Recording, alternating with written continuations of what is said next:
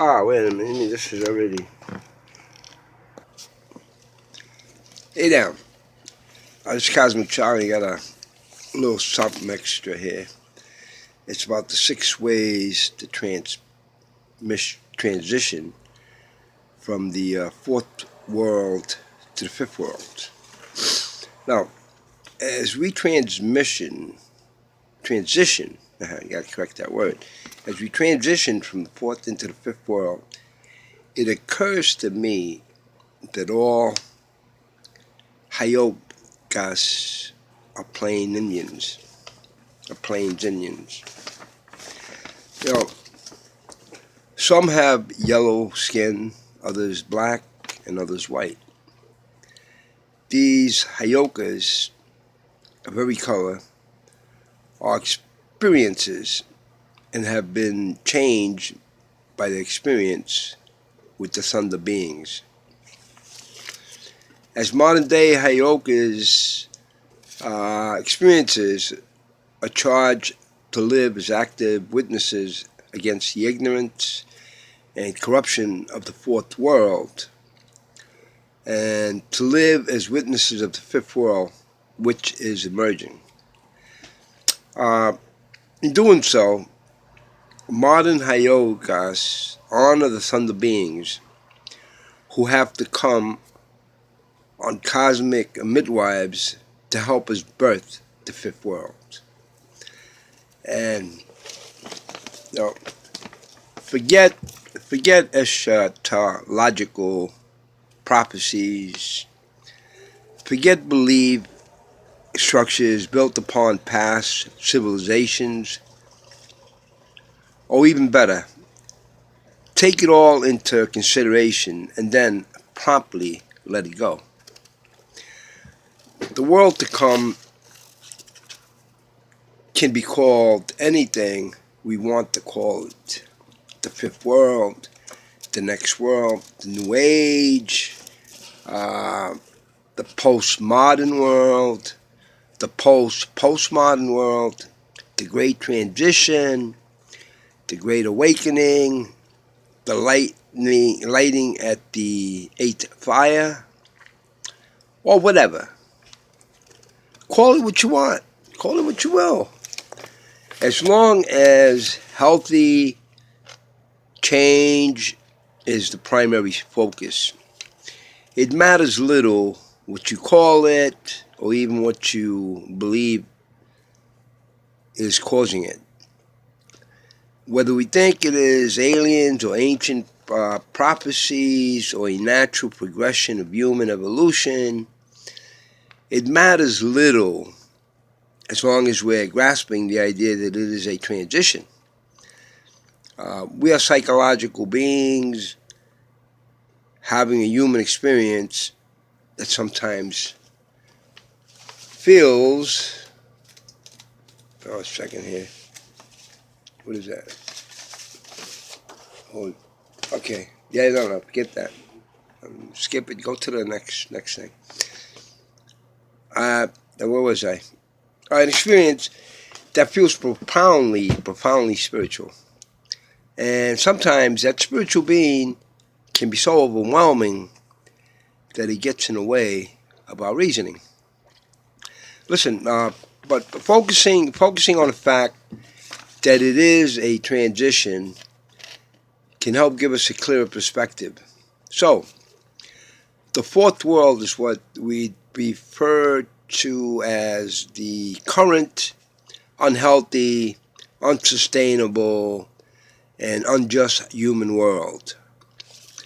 The fifth world is the potential healthy, sustainable, and just human world still to come.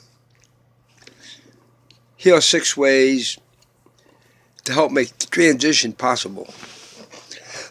First of all, practice cooperation first, competition second. The Western worldwide worldview says, in essence, that technologically progress is the highest value, and we were born to consume, to endlessly use and discard natural resources, other species, gadgets, toys, and others, each other. You know, the most highly priced freedom is the right to shop. It's a world of commodities, not entities, and economic expansion is the primary measure of progress. Competition, taking and hoarding are higher values than cooperation, sharing, and gifting. Profits are valued over people, money over meaning, entitlement over justice, us over them. This is the most dangerous addiction in the world. And only because of its impact on humanity, and I should say not only because of its impact on humanity, but because it is rapidly undermining the natural systems that sustain the biosphere. When we become alienated from nature, we become alienated from our soul, from soul. We lose respect to the interconnectedness of all things. The results in the pollution and degradation of physical, psychological, and spiritual environments. A way to help us transition from the fourth into the fifth world is to be proactive about getting the horse of cooperation back in front of the cart of competition.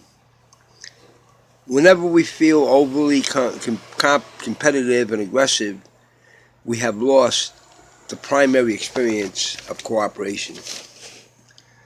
We have disconnected from our essential humanity and closed off our ego into the hyper-masculine box of a hyper-real fourth world. Cooperation first, competition second. Keep in that order prevents the latter from getting lost in corruptible power constructs. The second way of transitioning into the fifth world is trump religion with spirituality. Man is but a reed, the weakest nature, yet he is a thinking reed. That was said by Blaise Pascal. Religion tends to truncate the experience of the numinous by pigeonholing it into the finite construct. Spirituality, on the other hand, magnifies the experience by allowing it to remain infinite. Spirituality embraces mystical free states, whereas religion clings to dogmatic fixed states. A huge part of transitioning into the fifth world is the ability to dissolve religious pseudo power into authentic spiritual power.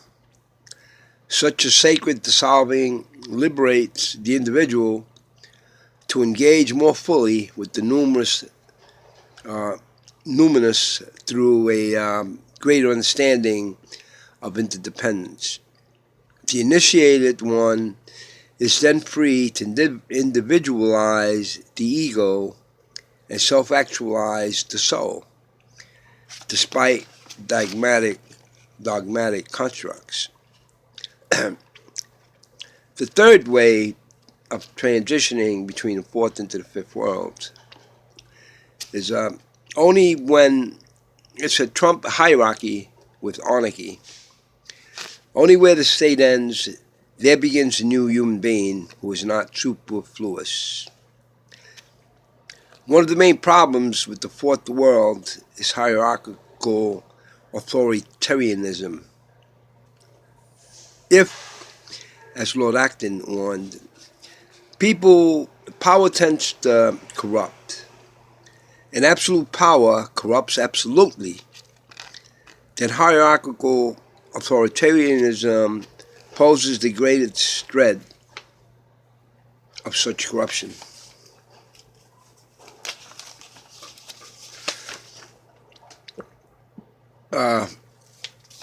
Let me take a minute here, take a break here real quick. Not really a break, but let me get my shit together here. It's about 5:30 in the morning, folks, and I just woke up. And first thing I think of doing is, hey, let me get that video out there, because maybe this may be something I say here or not that may help you along the way. These simply are not enough checks and balances. There is too much emphasis on rulers and masters, and not enough emphasis on freedom, cooperation, and compassion. The road to the fifth world must pass through anarchy. In order to discover a healthy balance between nature and the human soul, human beings must be free. And they cannot be free in a system where masters, in any form, are free to rule. The fifth world has no place for either masters or rulers. Such low vibrational thinking should be left behind in the fourth world. As Jim Dodge said, anarchy doesn't mean out of control. It means out of their control. The only control that matters in the fifth world is self-control and self-discipline to natural anarchic freedom. A fourth way of transitioning from the fourth to the fifth world is to trump violence with non-aggression. Any fool can make a rule, and any fool will mind it. The fourth world is an aggressive, hyper-violent world. Those born into such a world are conditioned to be violent. But acting violent in a violent culture only perpetuates more violence, and even gives the authoritarian powers that be an excuse to infringe further on your freedom. Don't get me wrong, we should in no way be passive, and definitely not passive-aggressive. As Derek Jensen says, love does not imply pacifism. We should be ruthlessly aggressive in our civil disobediences and take no prisoner courage in our nonviolence against a corrupt system.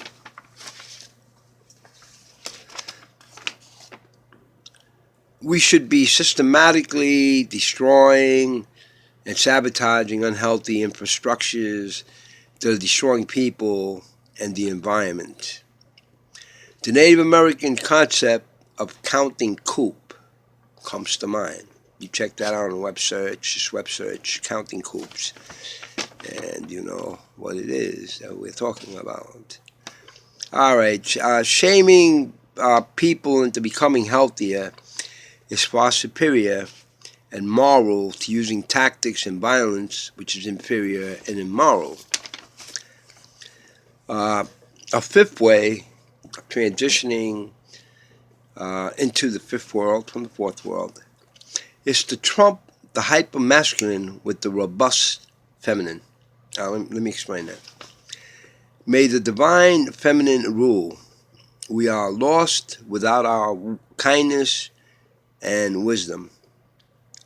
Without your kindness and wisdom, we're referring to the robust feminine. The ways of the egoic, and armored masculine are dead. We are tripping over our weaponry and hurting innocents. We are blouting by egoic flatulence and congealed rage. We are clamoring for empty power. We are competing without purpose. We are running on dead patterns.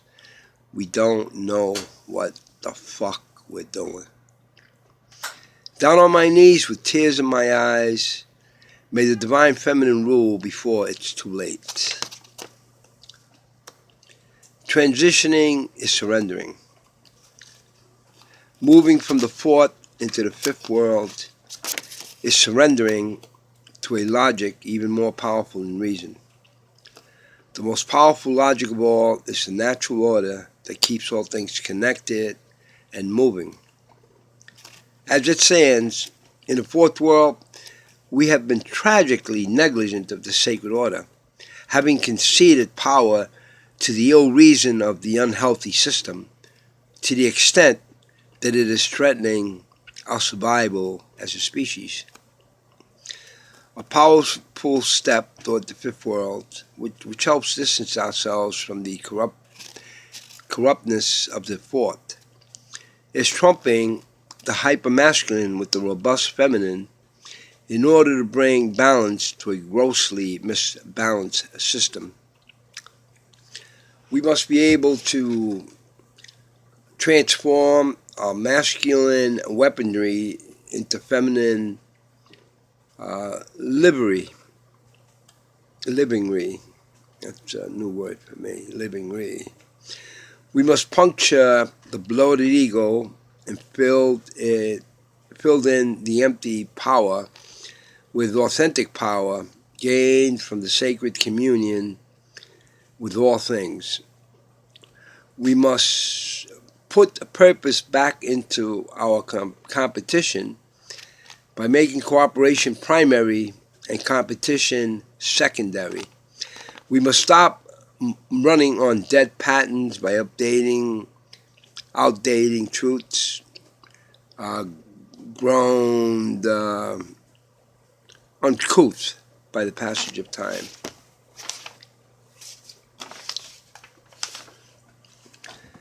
The sixth way of transmitting from the fourth to the fifth world is to practice courage-based living rather than fear-based living.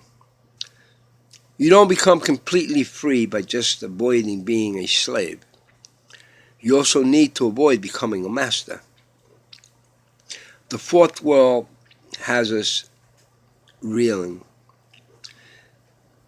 We're living paranoid, riddled, half-lived lifestyles based on fear. Fear of losing our jobs, fear of not being able to pay rent or put food on the table, fear of imprisonment, fear of a lack of safety, security, and comfort, fear of government overreach, fear of not having enough in a system that brainwashes us into thinking we need more than we actually need. Fear, fear, fear. The biggest problem with the fear-based lifestyle of the fourth world is victimization. Millions and millions of codependent victims whining about this or that, sense of entitlement.